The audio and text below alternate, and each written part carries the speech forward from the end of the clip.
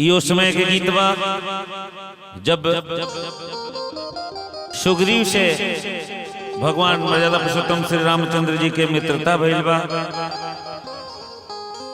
और वो मित्रता के चलते बाली के वध करतनी भगवान श्री रामचंद्र जी पेड़ के आड़ में खाड़ होके अब बाली के वध कर देतनी। बाली बेहोशी हालत में धरती पर गिरल बने। अब भगवान श्री रामचंद्र जी से कहते रहे कि हे प्रभु हमहु राउर भक्त ही हैं, अगर कहले रहती तो सबसे पहले सेवा में हम रउआ हाजिर रहती। आ कहले बाली भगवान श्री रामचंद्र जी से कि नीक नाही कैली प्रभु जी, नीक नाही कैली हरि जी, बैर के बढ़ा के मरनी बहरिया जैसा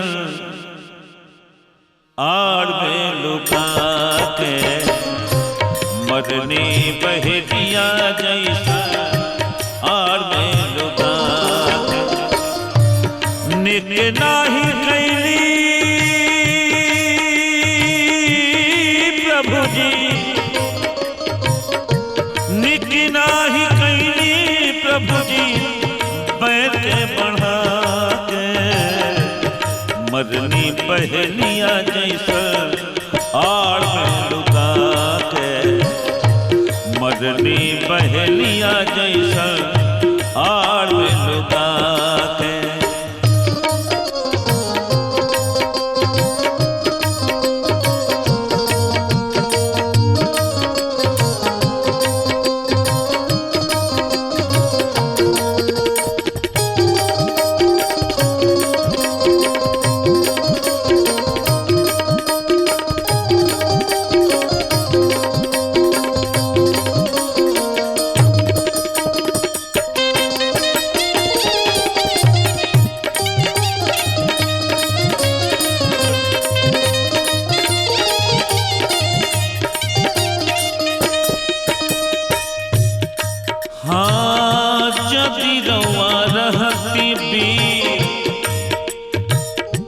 सन्मुख से मरती तीर यदि रवा रहती भी, सन्मुख से मरती तीर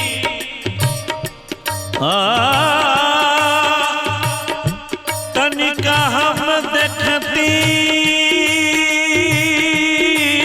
प्रभु जी, रौआ के अजमा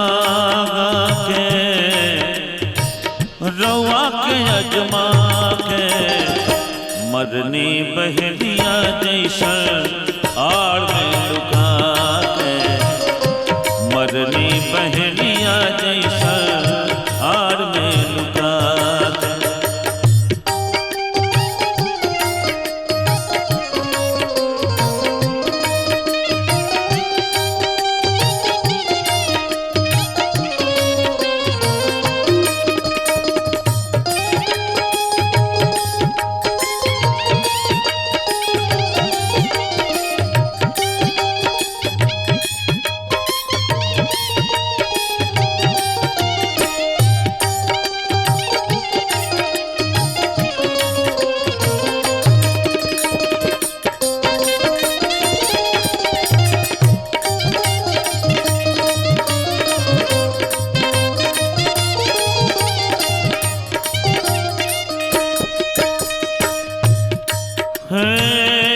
हमनी के भाई भाई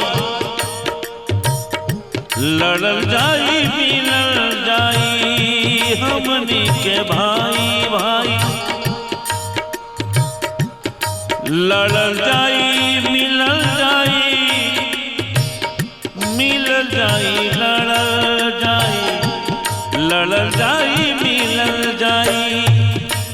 बाली कहले कि हे प्रभु ये हमने के दू भाई के आपस के मामला रहल, लड़ती झगड़ती फिर संभल जाती, लेकिन ई कारुआ कहीं नहीं। हमने के भाई भाई लड़ल जाई मिलल जाई, मिलल जाई लड़ल जाई, लड़ल जाई मिलल जाई। एक भाई के राज दिहनी, ओ एक भाई के राज दिहनी, एक भाई के मुआ के मदनी बहरिया जैसन आर में लुका के, मदनी बहलिया जैसन आर में लुका के।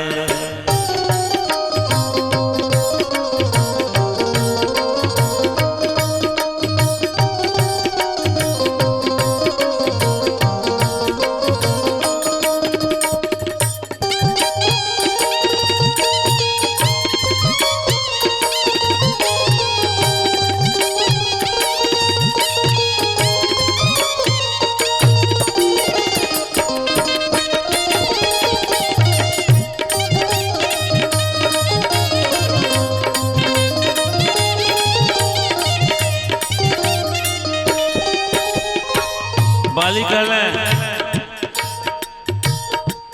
कारण कौन, कारण कौन नाथ मोहि मारा, मैं बैरी सुग्रीव प्यारा। कहने वाले की हे प्रभु हे नाथ, कारण कौन नाथ मोहि मारा, मैं बैरी सुग्रीव प्यारा। भगवान कहने अनुज बधू भगनी सुतनारी, सुनो सठये कन्या समझारी, इन्हीं कुदृष्टि बिलोकई जोई, ताही बधे कछु पाप न होई। जब भगवान कहने की अनुज बधू भगनी सुत नारी, सुन सठये कन्या समाचारी, इन्हीं कुदृष्टि बिलोकई जोई, ताही बधे कछु पाप न होई। बाली कहने कि ना ना प्रभु रउआ मन के भी बात हम जानता नहीं।